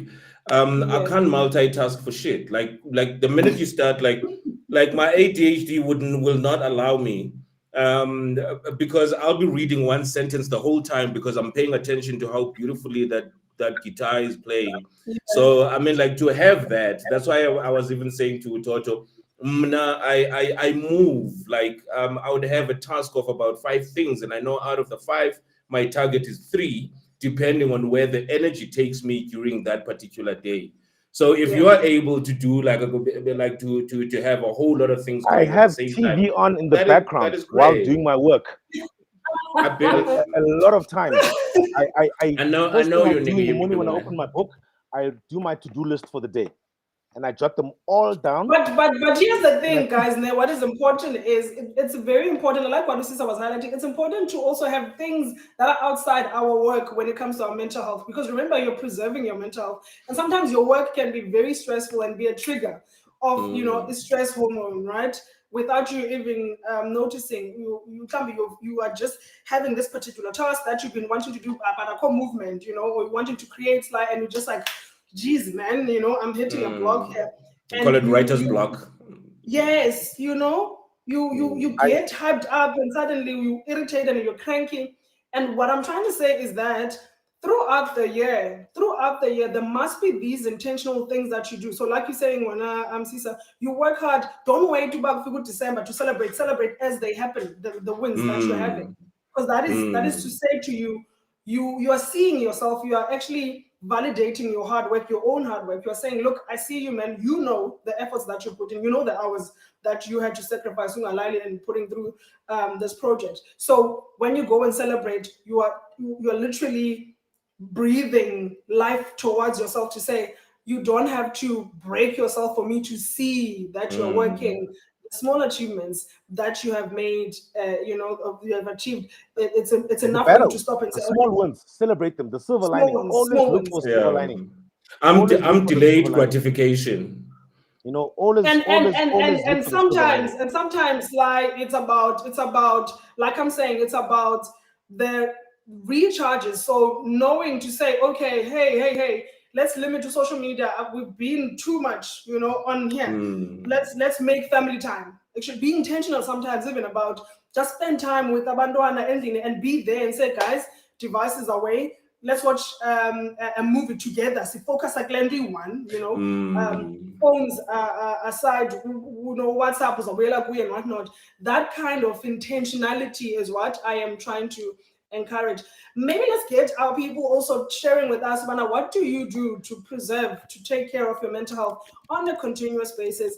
And what do you think we should be doing? And of course, now we're going to December.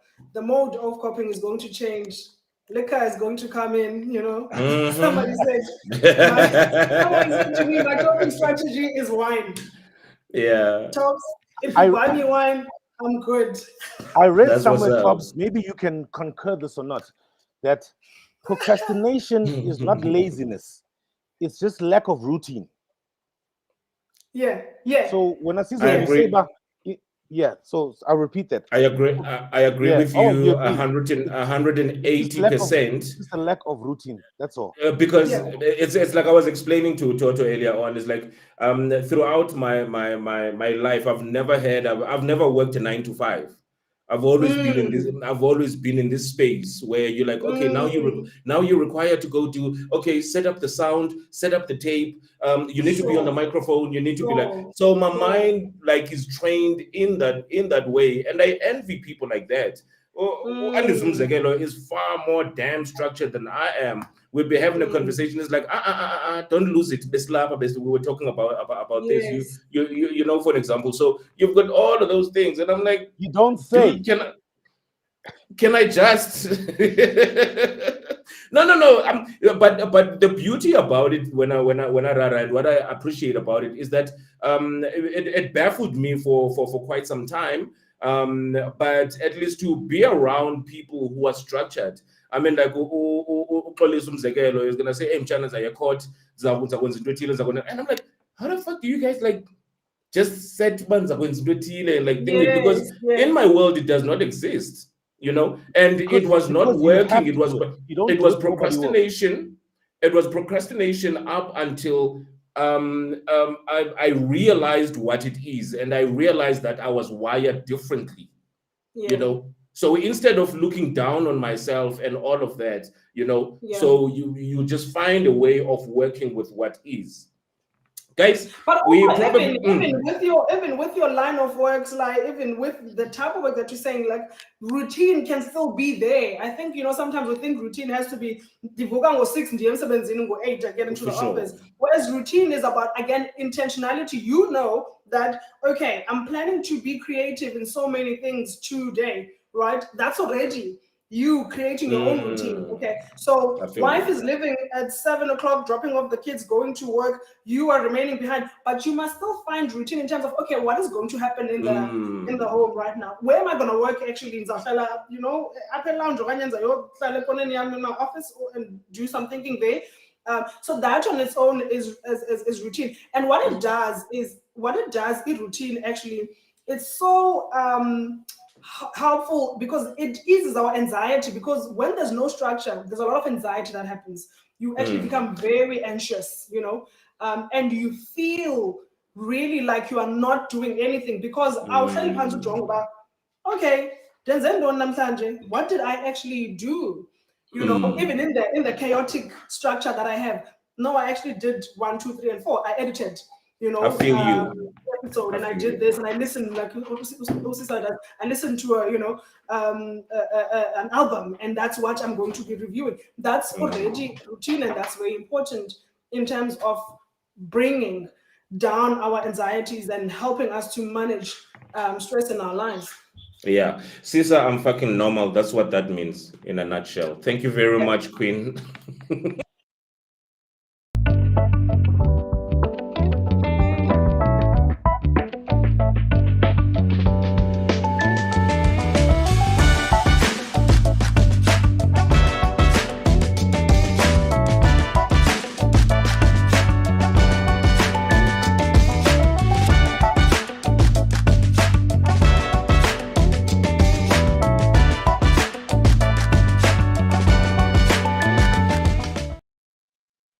Hey, goddamn.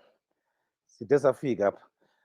Yes. It's that time again. The review.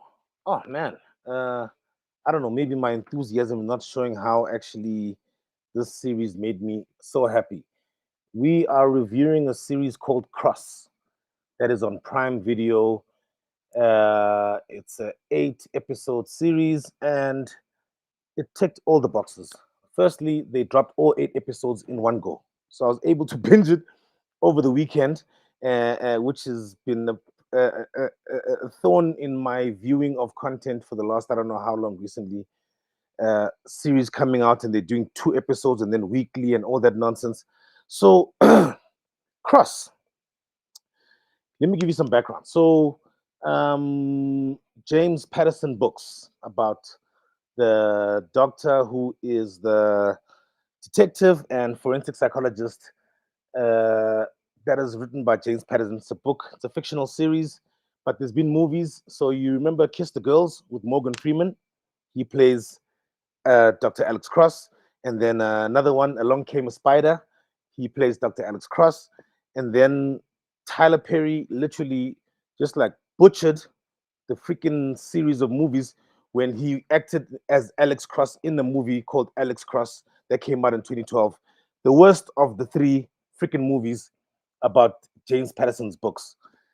So if you know the history about the series, the fictional character Dr. Alex Cross is James Patterson's book. He is a detective who has a PhD in psychology, which is, I guess, common or not common. And he is a forensic psychologist. So he genuinely tracks and investigates serial killers, and he gets into their minds and who they are, and he's smart, and he, it's pretty. But what I've been since watching Cross, I've been thinking to myself like, James Patterson is a white man who's 77 years old, and he literally wrote a book series. I'm talking about over 31 books about this character, Alex Cross. And he is black from Washington, D.C., and he has a PhD in psychology, and he is a detective and sometimes consults with the FBI. Why did he give a black man such a, I would say, a dignified character in his book? I would love to know how he came up with Alex Cross, the character. So he is a man who lost his wife. He's raising two kids, and they're investigating a number of murders in Washington, D.C. And I mean, I'm not going to give away too much, but if you've seen Kiss the Girls, you've seen Along Came a Spider with Morgan Freeman playing Alex Cross. He is Dr. Alex Cross is that detective who is smart, who's intelligent, who walks in a room and thinks about why did the killer do this? What is going to be his next move? And I mean, the character, the actor playing Dr. Alex Cross is Aldous Hodge, who I first noticed him in Straight Outta Compton, the movie about NWA, the biopic about them. I think he's a good actor. He's got big eyes. His emotions are always in his eyes for some reason. Like yakuthinzela Chebe ukhupha amehlo koMthixo. Manithe the young lenyana right now. you know, like he like he does that, like when that guy opens his eyes, like okay, listen here, Mamela, yes, it was me, sorry, no more, but he carries the emotions very well of the father who is grieving of his wife who's left him and two young kids, and yet at the same time dealing with the case of a serial killer. And it's like episode one just captures you from the onset. And what I loved about this series, by the way, is it's so black. I always say that because I'm proud about things being intentionally black. You know, the creator of the show is a guy called Ben Watkins. He's a black man who created the show, who convinced Paramount to co-produce with Amazon Prime Video to make the series. And then the director is a lady by the name of Nzinga Stewart. She, black woman, directed, and another episode is directed by Director X. You might know him, Caesar. He did music videos. Director X. He does an episode there. And then the music in the entire series is done by Tribe Called Quest member Ali Shaheed Muhammad. Wow. He does the music. So like the theme song of Dr. Alex Cross's "Every Day I'm Hustling, Every Day I'm Hustling," and he's driving in his Mustang. Like is so black, and like this intelligent black man who's a PhD in psychology and yet a detective. You know what I'm saying? So I love that. Any child who's watching and saying, "Hey, I can be that too. I cannot just be a that is Alonzo from Training Day, Washington, or any Glover in Little Weapon. That's all I am." No, he's actually, I hence I'm saying I'd love to know how James Patterson decided to write this character for a black person and put a black person on such a nice mountain, of intelligence and thinkers and investigative and all that. It's like the Black Sherlock Holmes. Truth be told, Alex Cross. That's great. So I'm glad that, and I love. I've been saying to Nyameg, I think I'm becoming such a series fanatic because of the format. Yeah. 2 hours is just not enough time to tell a full story sometimes, the details. But like 8 episodes, you got time. I mean, you've seen Kiss the Girls with Morgan Freeman where he plays Dr. Alex Cross. Like, if you think about it, like how his niece was taken, they don't go into that. Why was she chosen? Why was that guy picking the girls to kidnap them and put them in a cave? If you remember Kiss the Girls, the movie, but so series gives you time. I mean, like if ever there were to be a biopic about Hugh Masekela, it can never be a movie. It has to be a 6-part, 8-part series. So we don't have pockets of him missing. So I'm glad that, and definitely there's going to be a season 2. It's awesome. Yeah, man. And I'm gonna admit it. I didn't know the series was coming. I knew nothing about it. I walk in the bedroom on Thursday, and there is Nyamega smiling. She's a huge James Patterson book fanatic. And she goes, guess what? Cross. I'm like, huh? Alex Cross, the series. Alex, yeah. I'm like, huh? Really? And then I'm like, by that time, she's on episode 4 already. So, ain't that the worst, though? I had to like walk out the room and like not watch it, and then like started watching from Friday. Or actually, I think when she fell asleep around 9 o'clock, I watched 1 episode. Yeah. And I was like, whoa, like, yeah, it's really good, man. It's if you like that thriller, and if you grew up reading James Patterson books, and the character Dr. Alex Cross, you love it. I mean, yeah, it's good. And like I say, it's ours, us, black people, everything Black about power. us. Black power. Do you think that's what Trump stands for? I picked the perfect picture to take out Trump. I have no idea that imbecile. But let's not talk about Trump and ruin the moment about the series. Yes, let's go straight to the trailer. Please do not talk about Trump when I'm talking about my really. Like if I'm talking, if you're talking about bad behavior, about imbeciles, about morons, about bigots, Trump, yeah. But yeah, thank you. Trailer time, and that's the review. Yeah. I mean, how cocky is that? Like, I know I can. So that's like this. Like, yeah, throughout 8 episodes. Yeah. Anyway, chills. Yeah. It falls within genres I don't fuck with. Like, I don't like people creeping up on me, nigga. I grew up during a party. I was like almost like a Mkondo with Caesar. So like everything that when a person creeps up on me, nigga, that shit don't work. It's like a bit of psychology thriller. You sound excited, you Miss Psychology. Can you get that? 80 rand Prime Video. 80 rands. 80. I'm just like, geez, definitely something I will enjoy watching. I'm definitely. Why am I not picking you up now? Oh yeah, yeah. So yeah, man, it's awesome. I recommend it. It's and I'm a fan of Prime because I'm like, I'm not for there being a monopoly of one platform, and like Prime, I felt was on the up, and then COVID interfered because they had good series like Jack Ryan and Sneaky Pete. They had some good series, and then COVID kind of interfered with them, And I was pretty sad that Prime set up office in Cape Town, and they happened to close that for whatever odd reason. I don't know why Amazon did that. But like in the last month, they've released like Citadel Diana, Citadel Honey Bunny, Paris Has Fallen, and now this. You know what I'm saying? So yeah, I like Prime. I think they when they do a series. What's the rating, bro? What's the rating of the rating? What's the rating of the series? The rating has been coming out of my mouth the whole entire time. The goodness of the damn series. And numbers should not quantify what the rating is. There we go. But since you asked, I will give it an 8 out of 10. Yo. Yo. That's all I need. Then worth my time.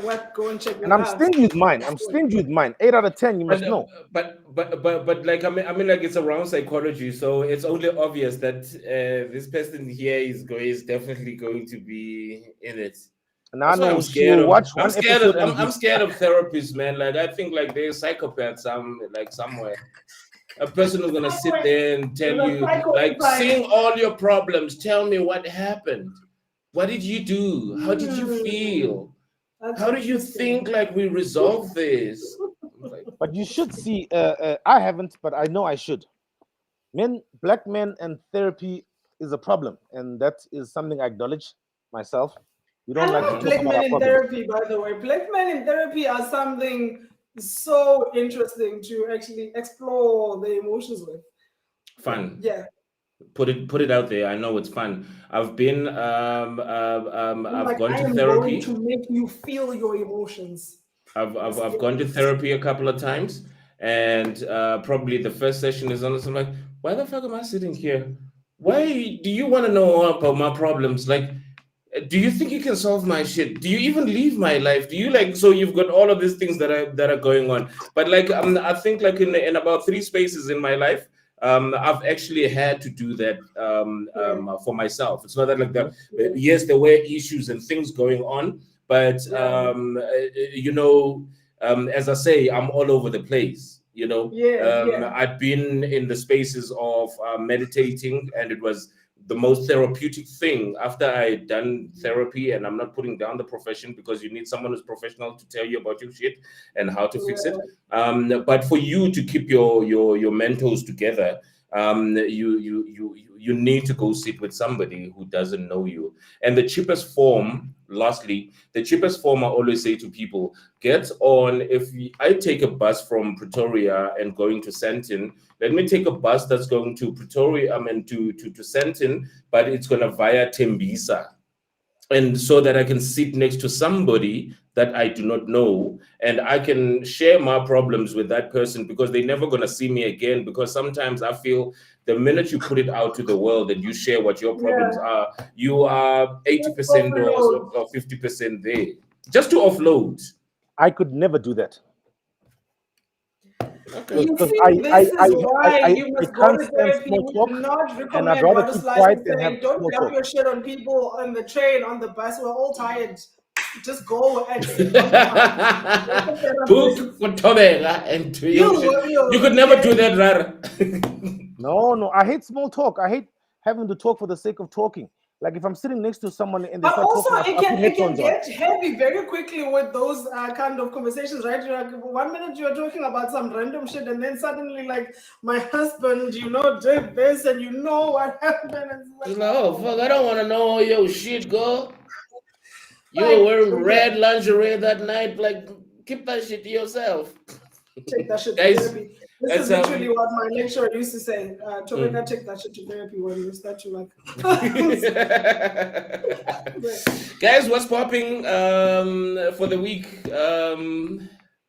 I know that like towards the end of the month, it's gonna be great. The team is getting together.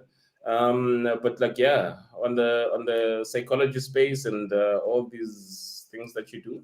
So on my side, what's coming up, end year function for the Winene Project Foundation, which is going to be coming together with the team, because everyone is all over the place in the country as far as the board, advisory board is concerned. So we're just going to meet up together and just kind of like reflect on the year that we've had in the foundation and look at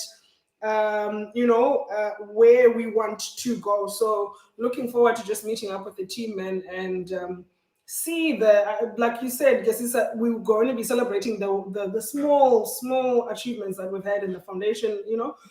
Love that, Sisa, by the way. Yeah, just take time to reflect. A lot of also traveling on my side. I'm going to be going to Joburg sometime, I think next week or the week after that. Just in terms of the association that I'm part of, the counseling, again, another strategic session where we're going to look at the association of the counseling and where counseling in higher education is at, where it's going, where we want the association to be and the relevance of that. So it's going to be just work,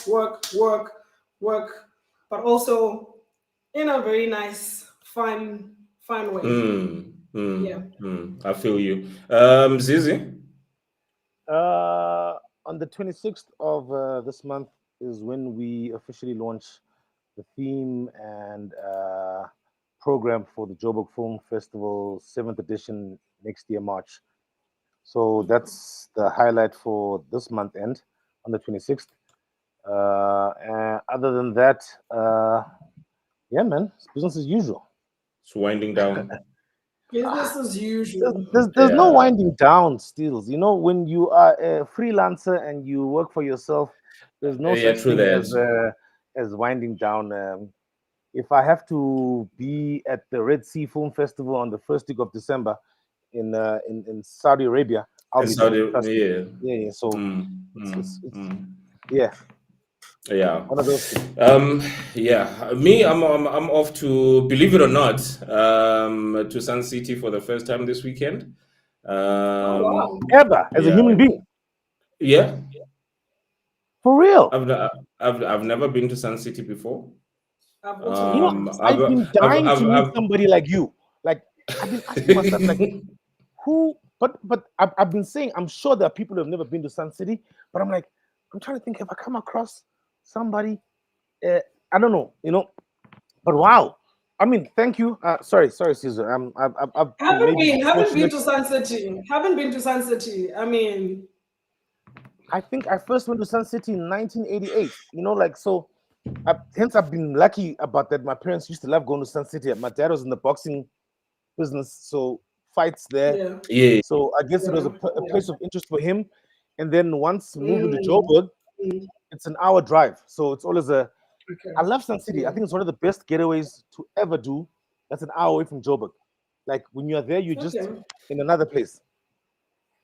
For me, it was super artificial. I was like, even when I had the goal to go there. How can it be artificial, a place you have never been to? No, because obviously I read up.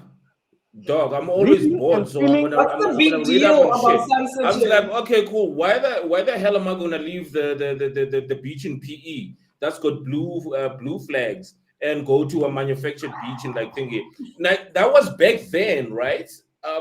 That was my main reason why I did. Okay. So now you're open to so now I'm like, okay, cool. Might as well go check it out. And then on the Valley of the Waves is the only thing to do at Sun City, according to you.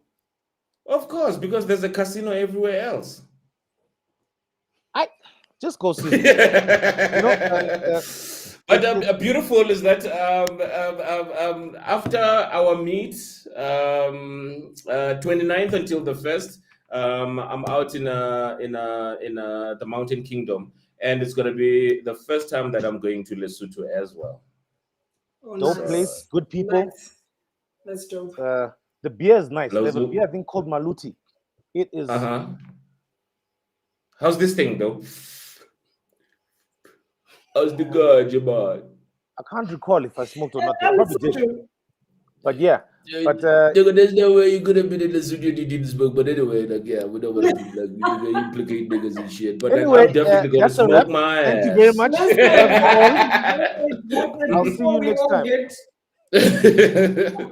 Guys, thank you so much. It's been a wonderful one. I don't know. It's the first time that we're clocking 2 hours, 5 minutes. It's been too long. So this is what happens when Sisa gets sent on an assignment.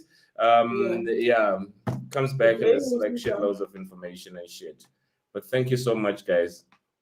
I don't know how I feel about that. But yeah. About what? About me being the cause of the 2 hours. There's somebody who's We did an hour the last episode because you were stuck at the embassy. We did an hour actually. 2 hours, 3 minutes. Clearly, I make you happy, Caesar, and I make you talk.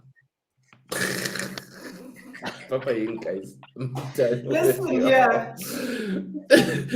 Actually, once I've gone that review since I do that review of that singing. Oh Lord, it's gonna be on promos. So to the people, our viewers, you're gonna see it on our TikTok page. Please do follow us. We've got like almost nobody following us on TikTok. Tell us what you want us to put up there. But guys, thank you so much. We are growing. And It's please, this episode. need review where Sly and myself singing that promo. Let's talk about. And be honest, so that we can sort this thing out. You That's guys what's really up. don't want us to have viewers, ne? Clearly. Guys, bye bye. I'm enough of you people.